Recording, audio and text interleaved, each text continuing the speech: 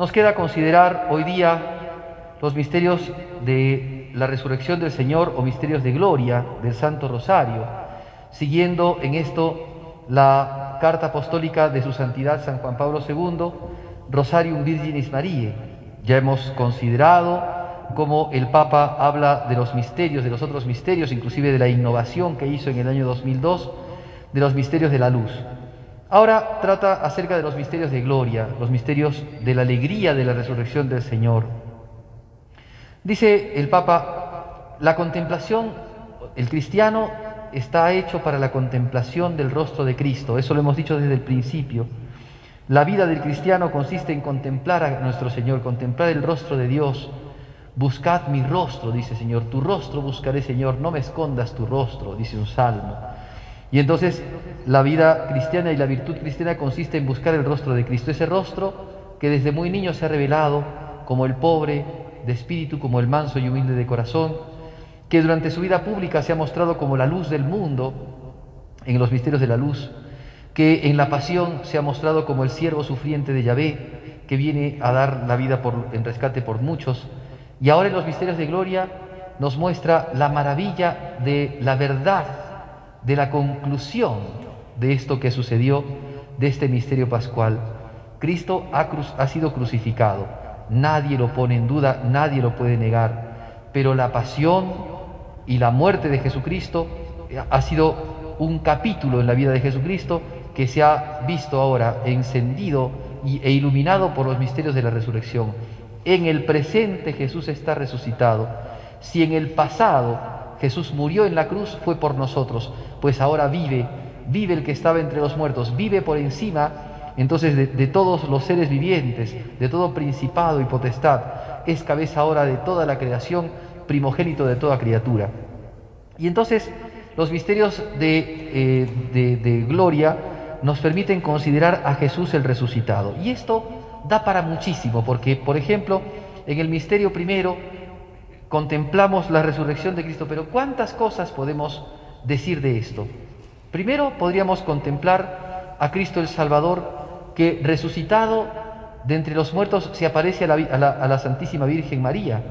y habla y consuela a su madre, que quedó tan adolorida, que quedó tan angustiada, ¿no? Por eso la madre de las angustias a consecuencia de la muerte del Redentor. Pero podríamos considerar también esta mirada de Cristo a María Magdalena y la compasión que le tiene y la aparición que le hace, o la aparición de Cristo a San Pedro, o la aparición de Cristo a los discípulos de Maús, o la aparición de Jesucristo en ese primer domingo a todos los discípulos en esa tarde, noche de la resurrección. O podemos también contemplar aquel suceso, aquella anécdota con el apóstol Santo Tomás en el segundo domingo de Pascua, en donde Jesucristo le dice que sea creyente, que no sea incrédulo, y que toque sus dedos, que toque con sus dedos sus llagas, que meta su mano que meta la mano, ¿no?, en su costado. O también la aparición de Jesucristo en el mar de Tiberíades, o tantas cosas, ¿ven? Contemplación, es el rostro del Señor el que tenemos que ver. Y después el segundo misterio nos habla de la ascensión de Jesucristo, que también está narrada en la Sagrada Escritura, que desde el Monte de los Olivos Jesucristo sube al cielo, a la derecha del Padre, y los apóstoles quedaron viéndolo a Jesucristo. ¿Cuánto hemos de contemplar nosotros allí, como si fuéramos uno de esos apóstoles y los discípulos del Señor, contemplar al Maestro que ya terminada su obra en esta tierra, sube glorioso por encima de todo potestad e imperio, de todo poder en el cielo, en la tierra y en el cielo, y a la derecha del Padre se posiciona para juzgar después a vivos y muertos, para tener ese reino eterno. Contemplación de la ascensión del Señor, contemplación después del cumplimiento de la promesa de Cristo en la venida del Espíritu Santo, en esta renovación de la creación que hace el Espíritu Santo ahora dando los dones divinos, los dones sagrados, los dones que Jesucristo había traído a este mundo, que Jesucristo había venido a sembrar con sus lágrimas. El Espíritu Santo ahora trae la cosecha de Dios, porque Pentecostés era el tiempo de la cosecha de Dios para todos aquellos que, uniéndose a Jesucristo, reciben entonces las primicias del Evangelio, reciben la bondad de la buena noticia, y el Evangelio empieza a ser predicado por todo el mundo, y los hombres reciben esta novedad de la santificación de las almas, de la enseñanza hermosa y sapiencial del Evangelio de Jesucristo y del gobierno de la Iglesia. La Iglesia se disemina, crece, abunda ya en hijos como los brotes de olivo, dice el Salmo, ¿no? Bien, y después contemplamos otros dos misterios que ya se refieren propiamente a la Virgen María.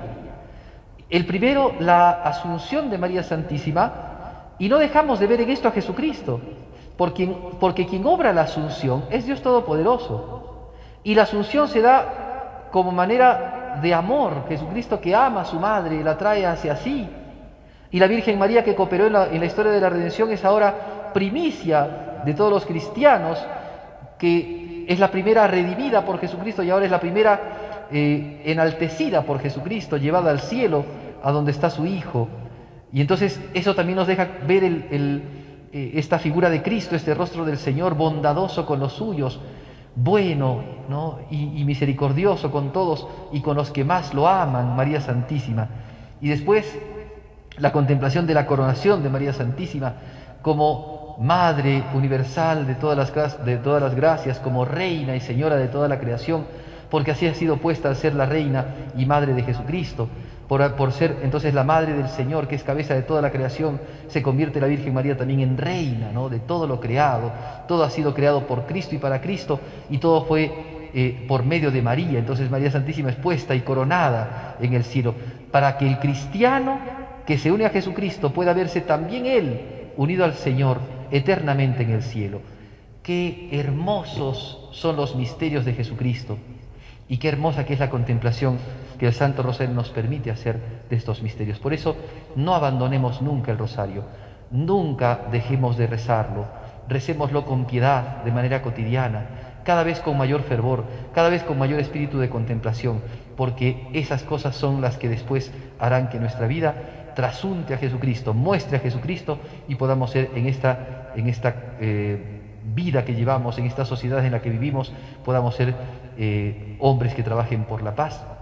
que trabajen verdaderamente por la justicia, y que, manifestando el Evangelio de Jesucristo, den la esperanza a este mundo desabrido, que no conoce la esperanza de las cosas de Dios. Pidámosle a la Virgen nos conceda la gracia de ser muy devotos del Santo Rosario.